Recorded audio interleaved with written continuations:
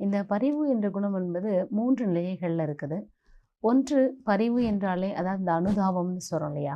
அது நாம் பிறரை புரிந்து கொள்வதன் மூலமா தான் அந்த அனுதாபத்த நம்ம வெளிப்படுத்த முடியும். பரிவு காட்ட முடியும் அப்படின்றது. 2வது அவர்களுடைய நிலையிலிருந்து அவர்களுடைய உணர்வுகளை நாம புரிந்து, அவங்க உணர்வுக்கே நம்ம போறது. அந்த வலிகளையோ, அந்த சிரமங்களையோ நாம புரிந்து கொண்டு, அதுக்கு தகுந்தாற் போல நடந்து கொள்வது. இது 2வது நிலை. அந்த வலிய நம்ம உணர்றது. இப்போ உதாரணமா குழந்தைகள் எடுத்துக்கிட்டோம் அப்படின்னா, ஒரு குழந்தை அழுதுன்னா, இன்னொரு குழந்தை என்ன செய்யும்னா, அத பார்த்து அழ ஆரம்பிச்சுரும். அதுவும் ஒரு சின்ன ஒரு செயல் தான். இது கூட அந்த ஒரு வைப்ரேஷனால ஏற்படுது அப்படின்னு சொல்லலாம். 3வது இந்த பரிவு, அனுதாபம் என்பதை எடுத்துக்கிட்டோம் அப்படின்னா, அவருடைய நிலையில இருந்து அவர புரிந்து கொண்டு, அந்த நிலையில அவருக்கு என்ன நாம் உதவிகள செய்யலாம் அப்படின்னு அடுத்த கட்ட நிலைக்கு வர்றது தான் 3வது நிலைன்னு